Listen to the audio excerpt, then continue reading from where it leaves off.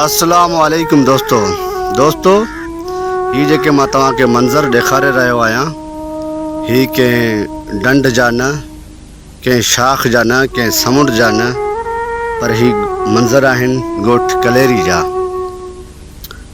तालको Gambar district खैपर मिरस near खोड़ा village कलेरिया जेको हींअर बरसात खां पोइ हथरादू पाणी जेको पीर ॻोठ खां वठी सिम नाली जे ज़रिए असां वटि छॾियो वियो आहे ऐं असांखे ॿोड़े वियो आहे।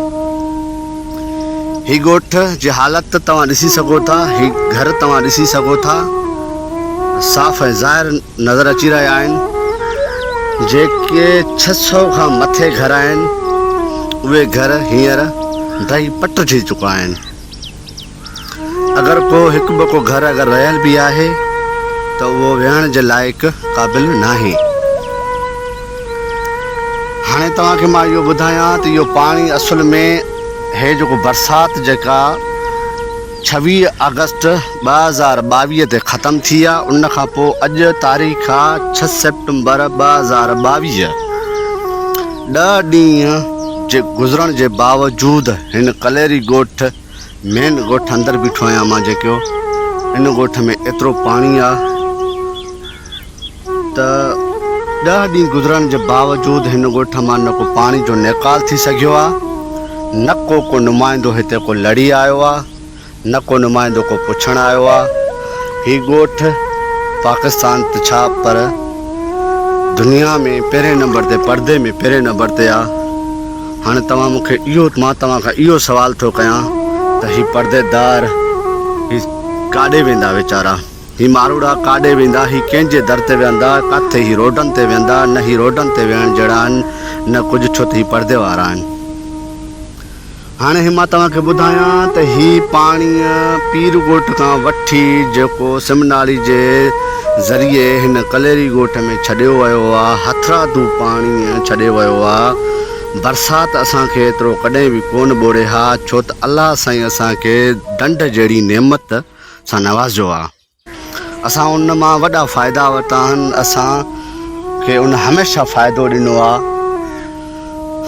उन में मच्छी जो फ़ाइदो हुजे, उन में कंहिं शइ जो फ़ाइदो हुजे, काठियुनि जो फ़ाइदो हुजे, हर शइ जॻह जो फ़ाइदो हुजे, हर शइ जो फ़ाइदो असांखे डंड ॾिनो आहे।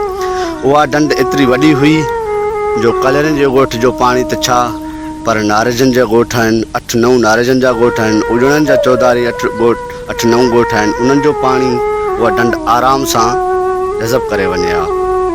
पर हिन ॻोठ खे हथ सां ॿोड़ियो वियो आहे, जेको पीर ॻोठ खां वठी पाणी छॾे करे हिन ॻोठ सां जेका ज़्यादती ऐं ज़ुल्म कयो वियो आहे उहा नाक़ाबिले बर्दाश्त आहे। उन खां पोइ को नुमाइंदो न लड़ी आयो आहे, न को पुछण आयो आहे, न को राशन खणी आयो आहे, न को टेंट खणी आयो आहे, न का शइ खणी आयो आहे। अगरि कोई नुमाइंदो या कोई पिपलो, कोई MP MNA अगरि आयो त नाहे, अगरि कोई आयो आहे, अगरि कंहिं MP MNA जो को वाठो आयो आहे, को चमचो आयो आहे त पुलिस वठी आयो आहे, हथियारनि जे ज़ोर ते आयो आहे। उनजो चवण इहो आहे त बाबा तव्हां जेको कट हयो आहे खोड़ा गंबट जे तरफ़ जेको पाणी वञी रहियो आहे उहो खोड़ा गंबट खे ॿोड़ींदो। बाबा तव्हां इहो असांखे ॿुधायो, छा हिन कलेरी ॻोठ में इंसान कोन था रहनि? छा हिते जानवर था रहनि? छा ही जानवर आहिनि? छा हिननि खे दिलियूं कोन्हनि के?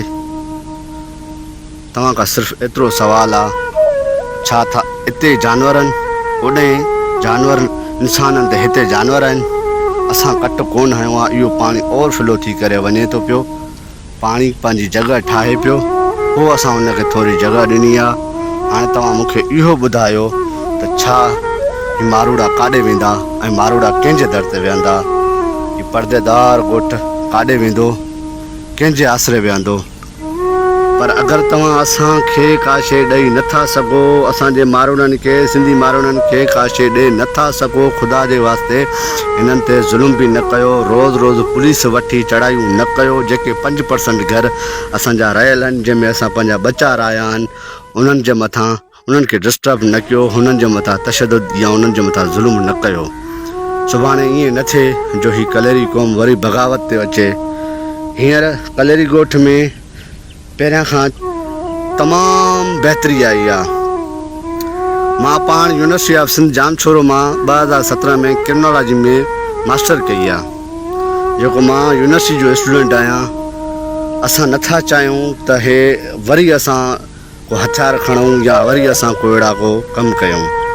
सो ख़ुदा रा असांजे ॻोठ सां ज़ुल्म करणु बंदि कयो।